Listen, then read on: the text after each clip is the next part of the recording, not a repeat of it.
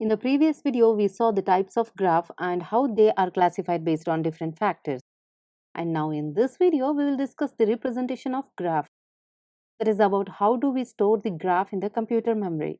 If I have to represent a graph manually, I will simply do it by drawing circles, which are called vertices or nodes, and fill the values and lines connecting the vertices, which are known as edges.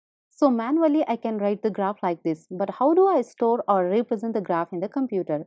For storing the data in the computer memory, there are different ways, but we will discuss the two most famous and commonly used ways of representing the graph in the computer, and they are adjacency matrix or sequential representation and adjacency list or linked list representation. First, we will discuss about adjacency matrix.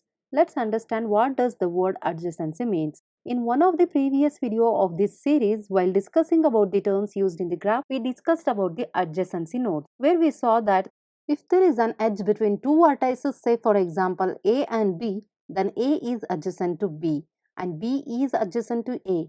A and B are adjacent nodes. So the adjacency shows the connection between the nodes. And coming to the matrix, it contains rows and columns. So adjacency matrix is the representation of the connection between the nodes in the matrix form. Next, we will see how to create a matrix. First, create K into K matrix.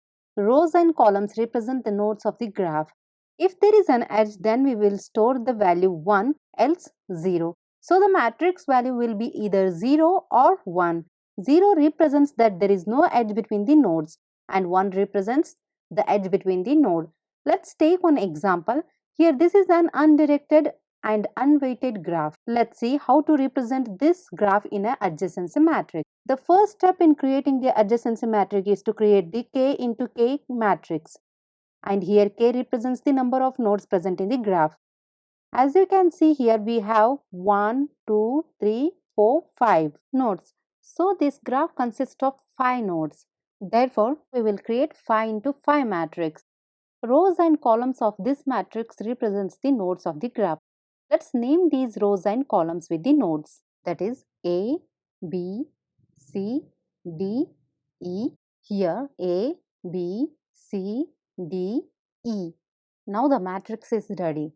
Let's fill this matrix. As we discussed, the matrix will be filled with the numbers either 0 or 1. If there is an edge from a node to node, 1 will be filled. If there is no edge, then the value will be 0. So let's go on checking with the nodes. Here we will check A to A if there is a node. If an edge starts and ends at the same node, then that is called self loop or self edge. But here we don't have any such edge. So there is no edge from A to A. So the value will be 0. From A to B there is an edge. So value will be 1. From A to C there is an edge. So 1.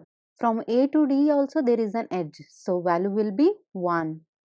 From A to E there is no edge. Of course there is a path, but path and edge both are different things. So the value will be 0. Now let's check on second row. From B to A there is an edge. So the value will be 1.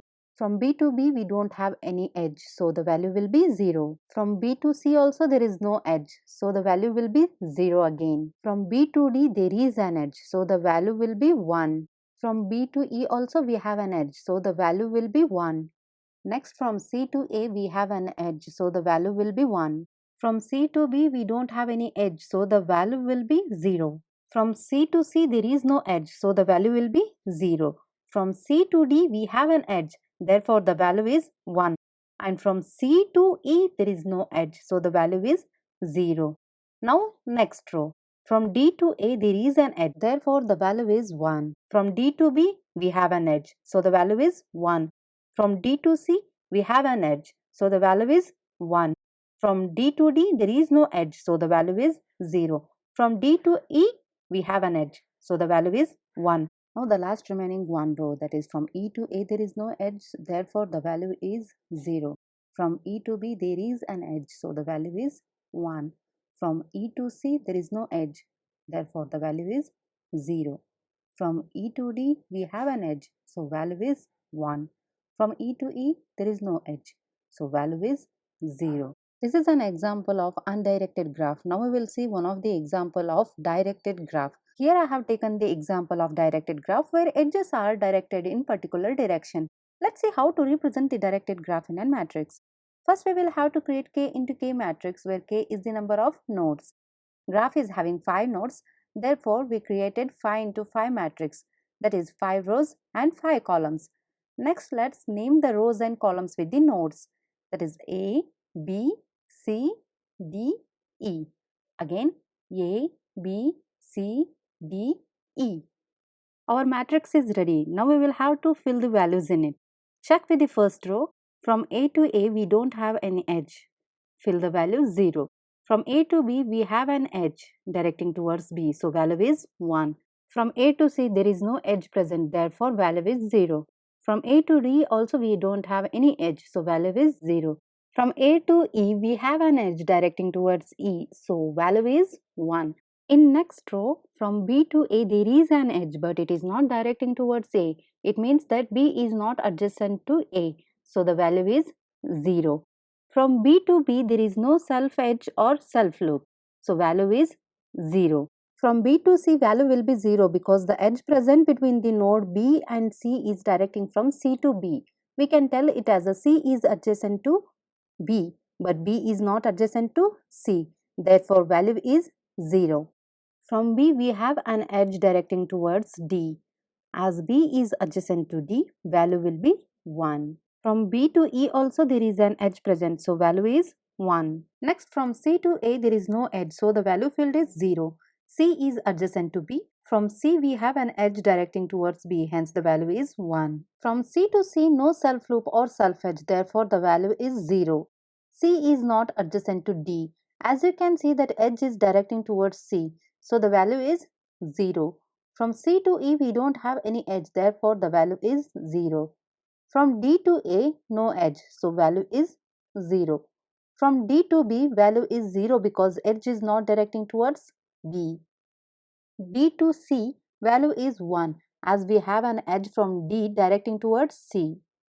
D to D value is 0 because no edge present.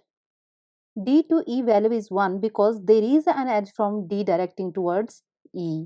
Next, from E to A no adjacency because the edge is not directing towards A. So the value is 0. From E to B also value is 0 because even from E the edge is not directing towards B. E to C no edge, so 0. E to D edge is not directing towards D, so 0. E to E no edge, so value is 0. So far, we saw how to represent the undirected and directed graph in adjacency matrix with examples of unweighted graphs. Now we will see the example of weighted graph. So here this is the weighted graph which we are going to create a matrix of. In the last two examples, we were storing the value 1 if there was an edge between the nodes, else 0. But now in the weighted graph, instead of 0 and 1, we will store the cost of the edge in the matrix. Let's do it. We have a graph of 5 nodes, so we have created 5 into 5 matrix and named the nodes with respect to its graph nodes. Now go on checking with the graph and fill the matrix with the cost of nodes. Here from A to A we don't have any self loop or self edge, so the value will be 0. From A to B we have an edge whose cost is 6, so the value filled is 6. From A to C edge cost is 7, therefore we will fill 7 here. From A to D edge value is 9. So fill the value 9 in the matrix. From A to E we don't have edge, so the value will be 0. From B to A edge cost is 6. So 6 here. From B to B no edge, so value is 0. From B to C no edge, so value is 0. From B to D edge cost is 4, so enter 4 in the matrix. From B to E cost is 8, so fill the value 8. From C to A cost is 7. From C to B 0, C to C 0, C to D 2, C to E 0. D to A 9, D to B 4, D to C 2, D to D 0, D to E 3, E to A 0, E to B 8, E to C 0, E to D 3, E to E 0. So this is how we represent the graph in the computer in the form of adjacency matrix. Interesting thing about this adjacency matrix representation is that just by looking at the matrix one can guess which type of graph it is, whether directed or undirected. and whether weighted or unweighted. If the values of the main diagonal of both the sides of the matrix are same, then that matrix is symmetric and it is undirected graph. Look at this example that we saw in the beginning. Values on both the sides of the main diagonal are same. So just by looking at the matrix, I can tell that this is the undirected graph. Where in directed graph, you can see that the values on both the side of the diagonal are not same. So by looking matrix, one can tell it is directed graph, and identifying weighted graph by looking at the matrix is even more easier because instead of 0 and 1, we store edge cost.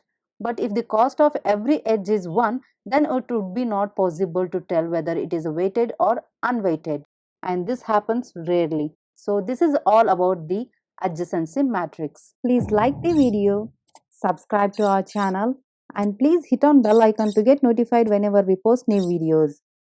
Install DSA application from the Google Play Store or from the link given in the description below.